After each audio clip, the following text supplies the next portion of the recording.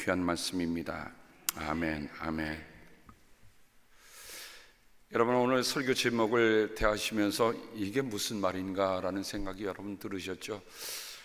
왜냐하면 너무 익숙한 제목을 달아드리면 그냥 지나칠까 봐서, 또 노심초사해서 또 이렇게 조바심 나는 마음으로 설교 제목 하나만이라도 좀 붙잡고 살아셨으면 하는 마음으로 적었습니다. 한번 우리 해볼게요. Copying Jesus. 예수 카피하기입니다. 몇 달 전에 미국에서 제작된 영화 한 편이 있었습니다. 바로 베토벤의 심포니 넘버 9에 관련된 영화입니다. 저는 그 영화를 참으로 감명 깊게 봤습니다. 여러분, 음악가가, 작곡가가 청력을 잃어버렸습니다.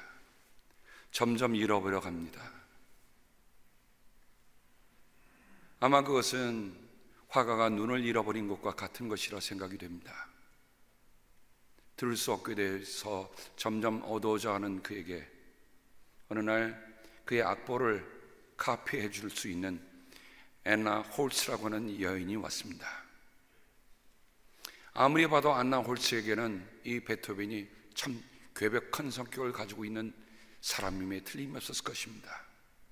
커피를 끓여도 딱 60알, 원두를 60알을 세서 그걸 갈아서 같은 시간에 같은 양의 같은 커피를 마셔야 조금이라도 벗어나면 그는 불편해했습니다.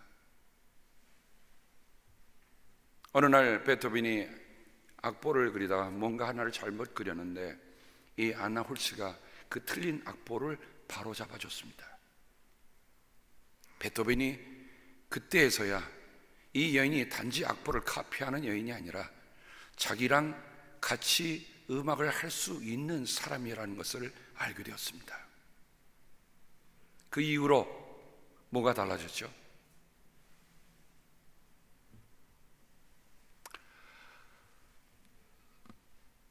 제가 설교가 끝난 다음에 장학위원회 시간 드리겠습니다. 제가 뭐를 아까 빼먹은 것 같았는데, 그런데 이 베토벤이 그 이후로 안나 홀츠하고 같이 하는데, 여러분, 베토벤 심포니 넘버 9은 합창교향곡이라고 부릅니다만 그게 어디 사람이 부를 만한 노래입니까? 그죠? 마지막에 보면요, 사람이 부를 수 있는 가장 하이피치로 그것도 25분 동안 질러대야 합니다. 어떻게 보면 노래 부르는 사람들에게는, 이미래 집사님 합창교향곡 한번 다 불러본 적이 있어요? 어땠어요? 괜찮아요? 저 실력 있는 사람은 괜찮은데 저처럼 어중뛴 사람은 들어도 목이 제가 조여오는 것 같은 그런 통증을 느낄 정도. 여러분, 노래 들으면서 편안함이 아니라 노래 들으면서 통증을 느낄 정도입니다. 청력을 잃어버린 그가 마지막으로 혼신을 다해서, 그러니까 자기의 들리는 소리가 들려오는 소리를 받아 적은 거 아닙니까? 근데 마지막 그 곡을 다 마치고 초연하는 그날에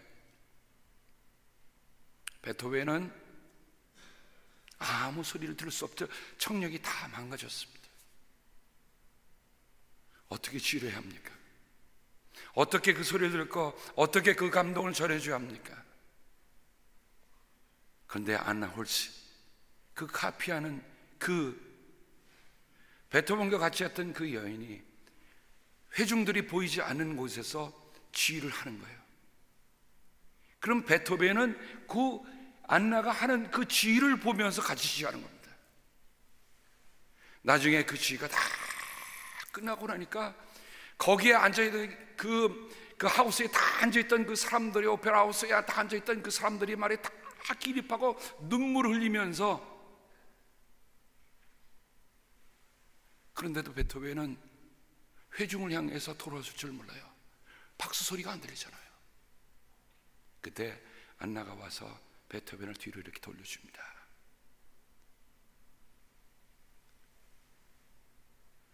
물론 이것은 가상의 시나리오지만 베토벤이 초연을 했을 때에 한 여인이 그 베토벤을 뒤로 돌아서게 했던 그 한 테마를 가지고 그런 영화를 만들어낸 거예요. 저는 그 상상력이요 대단하다고 생각이 듭니다. 어떻게 청력을 잃어가는 베토벤이 심포니 넘버 9과 같은 그런 거작을, 그런 마스터피스를 어떻게 만들어낼 수 있을까? 저는 그런데 그 안나 홀츠라고 하는 그 여인하고 귀먹은 베토벤과의 그 교감, 그래서 왜 그 영화 제목을 카핑 베토벤 이라 적은 것을 알게 되었습니다. 예수님이 오늘 말씀하세요. 누구든지 나를 따라오려거든. 근데 여기 원문에 보면 하나 더 우리말에 첨가해야 할 말이 있습니다. 누구든지 나를 따라오려거든은 충분하지 않아요. 누구든지 나를 따라오려고 원하거든. 마음의 그런 demand, 마음의 그런 desire, 난 예수님 따라가고 싶습니다. 마음속 깊은 곳에서 우러나오는 그 사람은 이런 뜻입니다. 근데 그 원한다고 하는 말이 누구든지 나를 따라오기를 원한다고 하는데 원하는 게 있어야잖아요. 정말 우리가 예수님을 믿고 예수님을 따라가기를 원하십니까? 정말 우리 마음에 그런 원함이 있습니까? 무엇 때문에 우리가 예수를 믿습니까? 정말 예수님 믿는 것이 내가 예수님을 원합니다. 따라오다, 영어로는 follow로 되어 있습니다만 원문에 보면 이 말이 카핑입니다. 카피하는 거예요. 우리가 예수님을 따라가는 것은 그냥 따라가는 거 아니에요. 성경에 보세요. 예수님을 따라다니는 사람들이 얼마나 많았습니까? 먹을 것을 주니까 따라다니고, 병든 자를 낫히니까 그러니까 따라다니고, 수없이 따라다녔어요. 근데 수없이 따라다니는 사람들이 다 어디 갔던가요? 예수님 십자가 달리셨을 때 그들이 있었던가요? 아무도 없었어.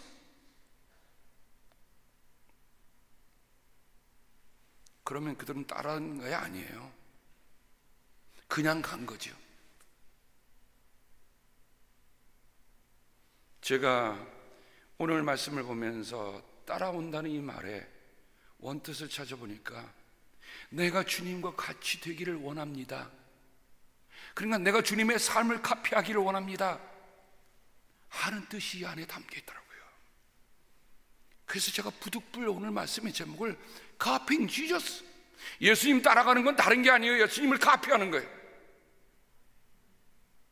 사랑하는 성도 여러분, 우리 함께 예수 카피해 보실까요?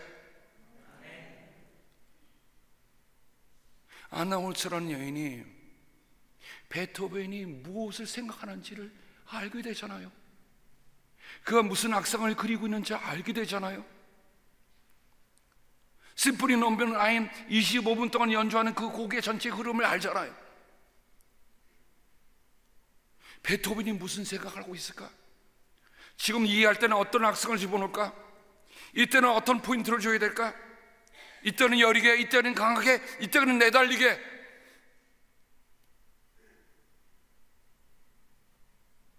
베토벤이 귀가 안 들리지만 베토벤의 마음속에 들었던 그 소리를 이 안나라고 하는 이 여인은 같이 듣는 겁니다. 카핑, 베토벤. 그러니 그가 들리지 않아서 지를 못하더라도 이 여인이 지휘하는 것은 베토벤이 어떤 마음이 됐을까요? 저 여인이 지금 지휘하는 것은 내가 지휘하고 싶은 것을 지휘하는 것이다.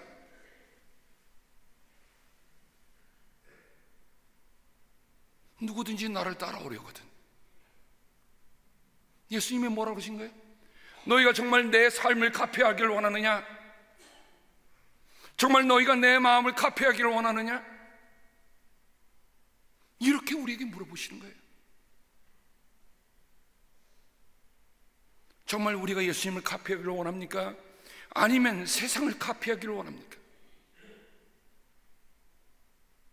로마서에도 12장에 바울은 이렇게 얘기하잖아요. 너희는 이 세대를 본받지 말고 마음을 새롭게 하여 변화를 받아 라고 얘기합니다. 세상 따라가고 세상 카피하는 건 쉬워요. 여러분 텔레비전 드시고 여러분들이 그런 거 보고 있으면 1시간 내에 여러분이 카피할 수 있어요. 어떤 분들은 심지어 코미디언 흉내도 금방 내더라고요. 몸짓 같듯이 다 흉내낼 수 있어요. 그런데 정말 우리가 예수 믿는 우리들이 우리들의 모습 속에 예수님의 카피가 나타나고 있는가? 사도행전에 보면 바울과 바나바가 안디옥으로 가서 1년 동안 줄곧 있으면서 그들과 함께 지내면서 그들의 이름이 처음으로 딱 한 번 나오는 답입니다. 처음으로 그리스도인이라 불렸다. 근데 그 불렸다고 하는 말은요, 경고라는 의미가 담겨 있어요. 세상은 그리스도인들을 경계했어요. 저 사람들은 범상치 않은 사람들이다. 저 사람들은 예사롭지 않은 사람들이다. 뭔가 저 사람들이 카피를 하고 있는데 도대체 그 그리스도라고 하는 사람이 뭐냐? 저는 그리스도를 카피하고 있는 사람들이다.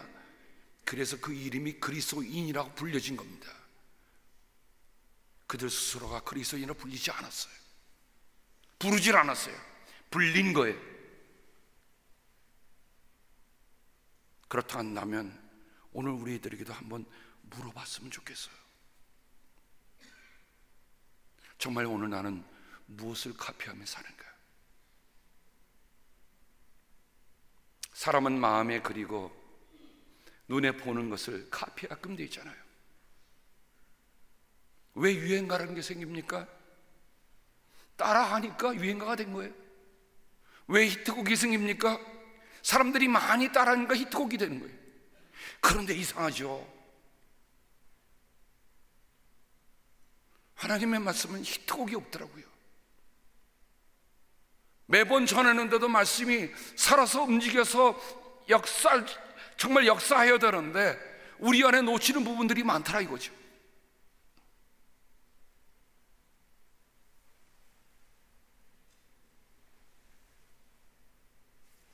우리 예수님은 이렇게 말씀하셨습니다. 그러므로 하늘에 계신 너희 아버지께서 완전하신 것 같이 너희도 완전하여라. 여기에 같이라는 말이 바로 카피하는 거예요. 우리는 하나님 아버지를 카피하는 사람들입니다. 창세기에 보면 1장 26절 27절에 보면 하나님께서는 우리의 모습을 닮은 사람을 만들자. 그래서 바다의 고기와 공중에서의 또 집짐승과 모든 들짐승과 땅 위를 기어다니는 모든 길짐승을 다스리게 하자 하시고 1장 27절을 보면서 제가 다시금 깨달은 게 있었어요. 1장 27절 하나님이 당신의 형상대로 사람을 창조하셨으니 곧 하나님의 형상대로 사람을 창조하셨다. 하나님이 그들을 남자와 여자로 창조하셨다. 자, 27절 안에 무슨 단어가 3번 나옵니까? 창조하셨다, 창조하셨다, 창조하셨다. 하나님의 형상대로, 하나님의 형상대로. 히브리어로는 바라입니다. 그거 우리말로도 돼요. 바라, 바라, 바라. 뭘 보라는 얘기입니까? 하나님의 모습대로 우리 안에 담아서 우리를 지으셨다, 지으셨다, 지으셨다. 히브리어에 3번 단어가 반복이 되면 최상급이라 여러분에게 말씀을 드렸습니다. 하나님은 우리를 그렇게 만드셨어요. 그러니까 우리가 아버지가 우리를 만드실 때 아버지의 모습을 카피해 주셨으니 우리가 그 카피한 것을 따라 살라고 예수님께서 말씀하고 계신 겁니다.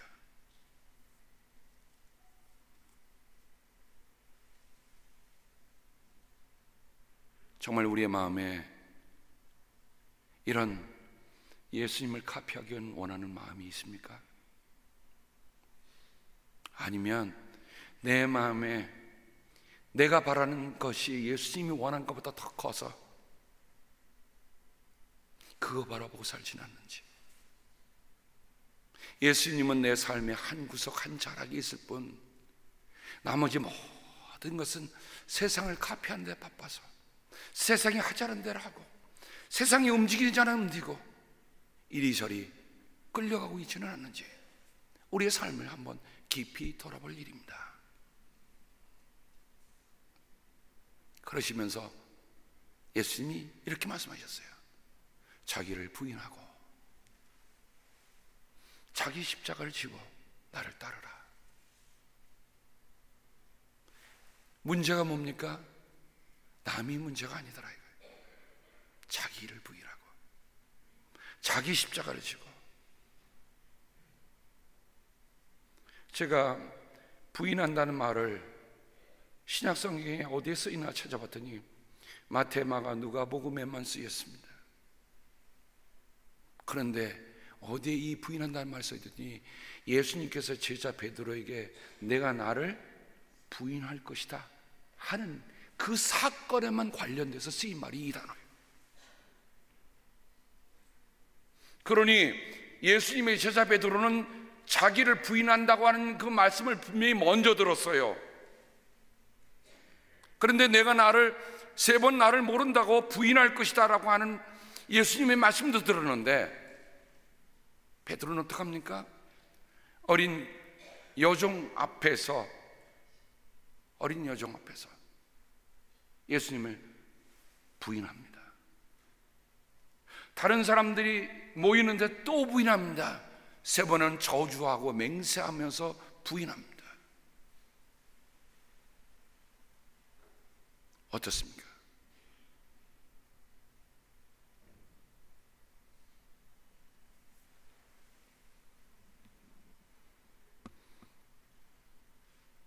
그러니 자기를 부인한다고 하는 예수님의 말씀은 우리가 깊이 돌아볼 일입니다.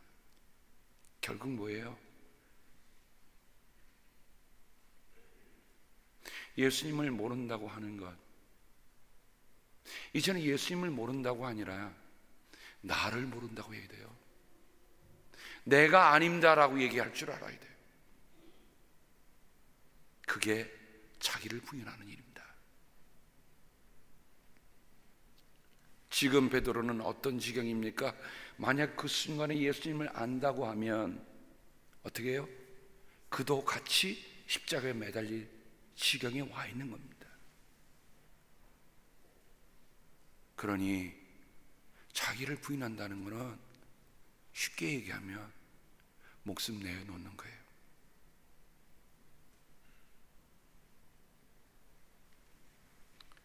언제부터인가 신앙이 마치 액세서리처럼 되어 있는 때가 지금 현대 시대라고 말씀을 드릴 수 있어요. 정말 우리가 믿는 예수 그리스도에게 우리가 정말 목숨 바쳐서 부인할 수 않고 주님이 나의 주님이라고 온전하게 우리가 그렇게 여길 수 있겠는가? 오늘 3.1절이니 우리가 잘 아는 유관순 열사에 관한 그의 마지막 고백과 같은 얘기를 여러분과 함께 나눕니다.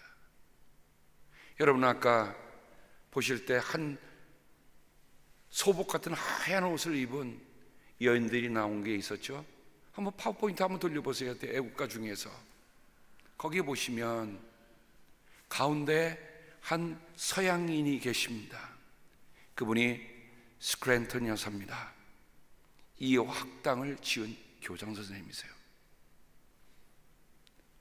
그리고 그 스크랜턴 여사가 앉아 있는데 그 앉은 자의 제일 왼쪽 코너가 서 있는 분이 유관순 여사입니다. 저기 원으로 그려놓은데요. 공주의 영명학교라고 하는 학교를 다니다가 워낙 유관순 열사가 신심이 두텁고 그리고 하는 일에 옆에서 발탁이 돼서 이화학당으로 갔습니다. 만세운동에 참여하고 아우네 상태에서 만세를 부른 때가 나이가 18입니다.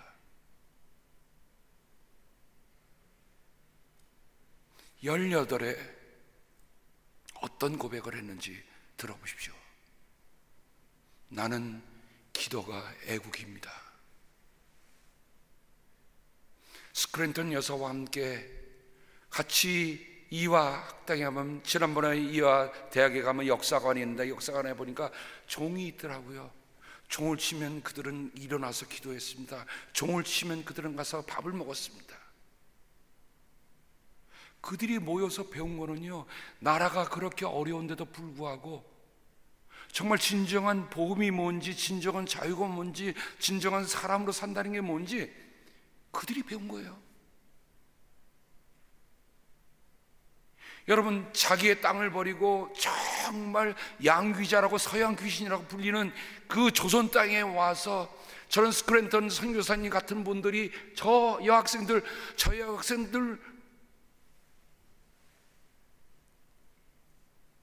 김말란 박사는요, 자기가 학비를 대기 위해서 종치기를 했다고 거기 적혀 있더라고요. 종을 치면서 학비를 댄 거예요. 그런데 저기에 지금 원에 있는 제일 왼쪽 뒤에 있는 분이 유관순 열사입니다. 나는 기도가 애국입니다. 어디서 배웠습니까? 선교사님을 통해서 정말 기도하는 걸 배울 때 정말 나라를 위해서 기도하는 것, 이게 나라 사랑하는 거구나. 여러분, 정말 내가 오늘 기도하는 것, 우리 장로님도 오늘 기도해 주시면서 조국을 위해서도 기도해 주셨습니다만은 우리가 나라를 떠나와서 뭘 할 수 있어요? 근데 기도하는 것이 나라를 사랑하는 거란 말이죠. 여러분, 기도하지 않으면요, 사랑하지 않는 겁니다. 기도하면 사랑하는 거예요. 유관순 열사는 이것을 얘기해요. 찬송이 애국입니다. 내 혼자 흥에 겨워서 부른 노래가 아니에요. 내 찬송 속에 나라를 사랑하는 마음을 담고서 불렀다는 겁니다. 독립만세가 애국입니다. 여러분, 총과 칼로 무장해서 나간 겁니까? 아니에요. 밤을 새워서 그렸던, 정말 정성껏 그렸던 국旗하나 손에 들고 일시에 나와서 대한독립만세!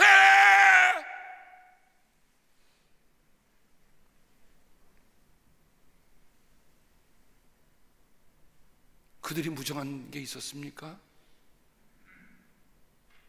순사들이 총검으로 찌르고 살해하더라도, 끌려가더라도 그들은 포기하지 않고 대한독립 만세를 외쳤어요.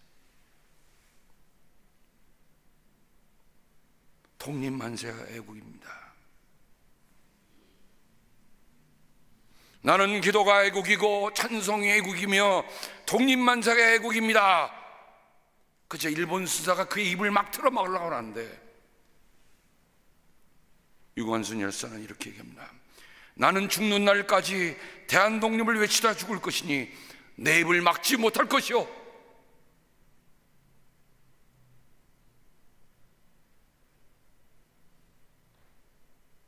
(18살입니다) 소녀입니다.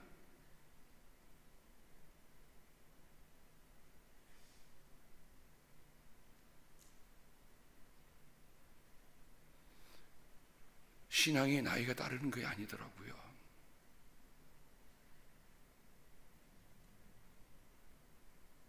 정말 자기를 부인하고, 여러분, 오늘 제가 주보에 독립선언서 현대문을 옮겨 적었습니다만은 제가 읽으면서 다시 줄을 쳤어요. 줄을 친 건 제가 친 겁니다만은 그 독립선언문에 서명한 33인은요 이미 자기의 목숨을 내놓은 겁니다. 자기를 부인하지 않고는 거기 서명할 수 없잖아요. 분명히 잡혀가는 걸 알고서 가는 거예요.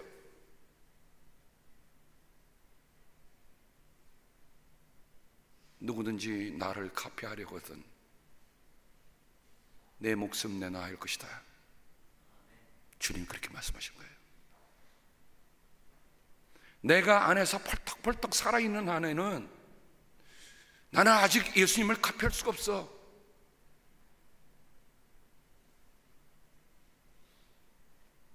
제 자신을 돌아보면 그렇더라고요.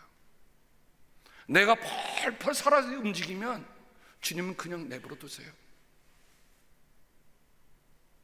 내가 죽었다 하고 뻗어 있으면 그때 저를 몰딩해 가시더라고요.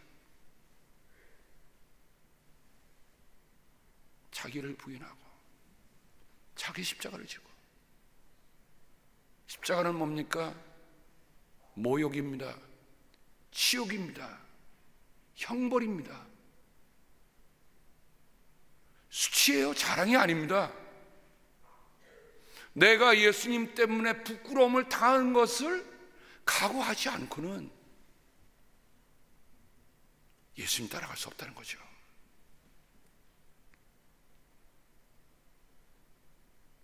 한번 돌아보십시다. 정말 우리의 신앙이 여러분 지금 뭐 같은지 한번 돌아보십시다. 저는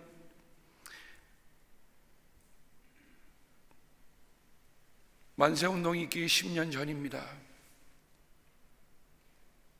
한인합방이 되었을 때 여러분 안중근 의사가 이토 히로부미를 암살한 후에 결국 형장에서 순국하시잖아요. 근데 그 어머니 조 마리아 여사, 여러분 안중근 의사의 세례명이 뭔지 아시죠? 뭡니까? 안중근은 알아도 도마라는, 여러분 도마가 뭡니까? 칼 도마가 아니에요. 토마스. 안중근 의사는요 세례를 받아 세례명을 받은 분입니다. 그래서 도마 안중근 의사입니다. 그 어머니는 조 마리아이십니다. 그러니까 신실한 크리스찬 가정이에요.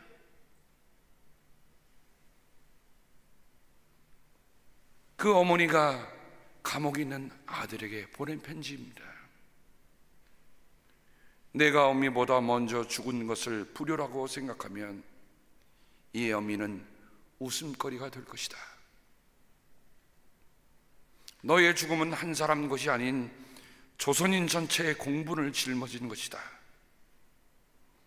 내가 항소를 한다면 그건 일제의 목숨을 구걸하는 것이다. 나라를 위해 땀만 먹지 말고 죽으라.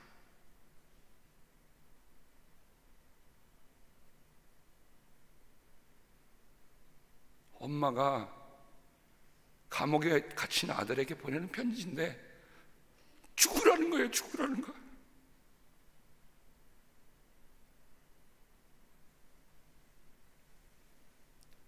옳은 일을 하고 받은 형이니 비겁하게 삶을 구하지 말고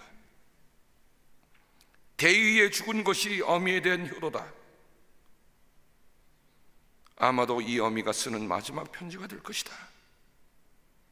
내 수의를 씌워보내니 이 옷을 입고 가거라.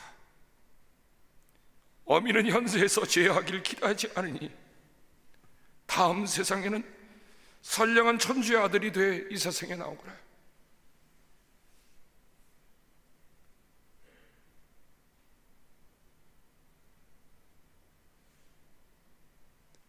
누군들 자식귀하지 않겠습니까?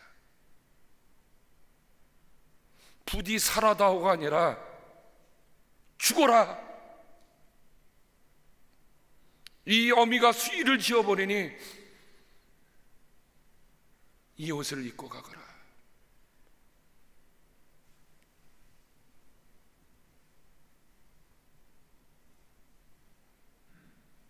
바른 신앙을 가졌던 이들이 나라를 사랑하는 겁니다. 잘 믿는 사람들이 이웃을 사랑하는 거예요.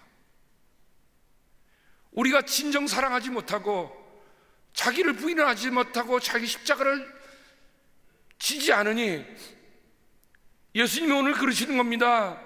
안중근 의사 어머님처럼 죽어라.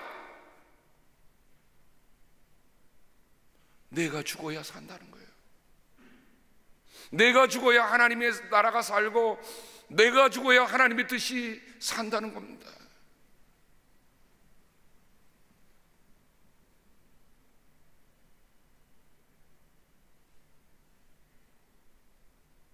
여러분, 만일 오늘 여러분이 주님께서 죽으라라고 하시면 죽을 준비 되셨습니까?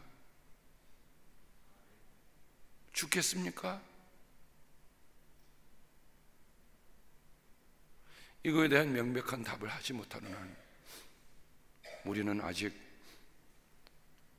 예수님을 따라간다고 하는 그냥 군중처럼 따라갈 수 있지만 예수님이 정말 원하셨던 것처럼 정말 내가 따라오기를 원하느냐?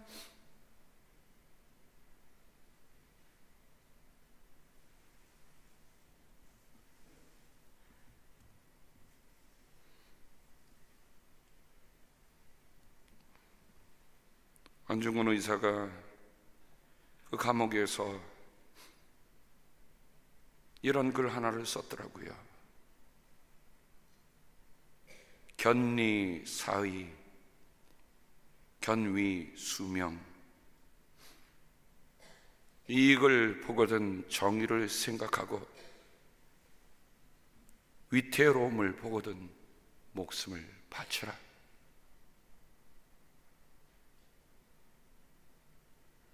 내가 손에 든 이익이라고 한다면 잠시 이게 정의로운 이익인가 생각해 보라는 겁니다. 위태롭다고 하면 나 살겠다고 도망칠 궁리라는 게 아니라 목숨을 바치는 겁니다.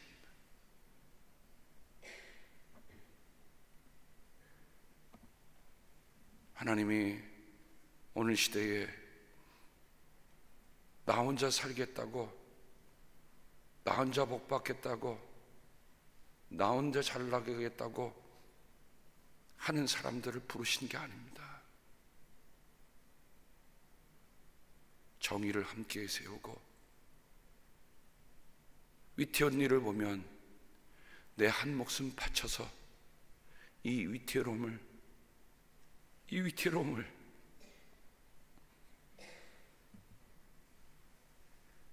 구할 줄 아는 제자들, 예수님이 바라신 진정한 제자입니다. 18의 나이에 기도가 애국입니다. 찬송이 애국입니다. 독립만세가 애국입니다. 당신들이 나의 입을 틀어막을지언정 나는 내 목숨 타는 날까지 독립만세를 부르겠습니다. 제 나이 먹음이 부끄러워졌습니다. 18에 그런 뜻을 품을 수 있다는 게 참 놀랍습니다. 오늘 정말 제가 태어나기도 훨씬 전 그때에 불렀던 대한독립만세는 그냥 흥분에 듣던 함성이 아니었습니다. 자기를 부인하는 사람들, 나를 위해 자기 십자가를 지는 사람들, 나는 그런 사람들이 우리의 대한민국의 역사에 있다는 게 그렇게 자랑스러울 수가 없어요. 그렇게 감사할 수가 없어요. 오늘 이 시간에 잠시 우리가 1분 동안 그때 정말 나를 위해서 자기 모든 걸 부인하고 십자가를 졌던 그분들을 우리가 잠시 추모하며 기도하겠습니다. 잠시 기도합니다.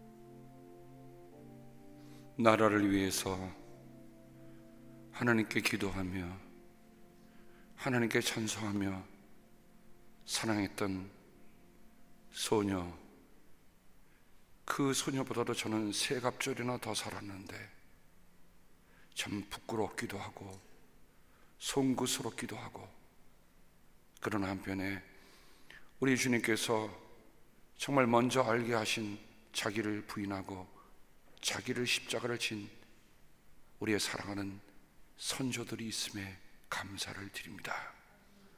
하나님, 내 목숨을 잃고자 하는 사람은, 찾고자 하는 사람은 잃을 것이요 잃는 사람은 찾을 것이라 주님 말씀하셨지요. 목숨보다 더 소중한 것 없는 것 알면서도 우리의 진정한 생명이 무엇인가를 알게 해주셔서 감사를 드립니다. 그러므로 주님 부끄럽게 여기지 않게 하시고 주님을 감사하며 내 삶에 주님을 카피하고자 하는 그런 귀한 마음으로 언제나 주님의 생각이 내 생각이요 주님의 말씀이 내 말이 되기를 기도하며 살아가는 죄로 되게 주여 도와 주시옵소서. 감사하며 예수님의 이름으로 기도드립니다. 아멘. 아멘. 이 시간에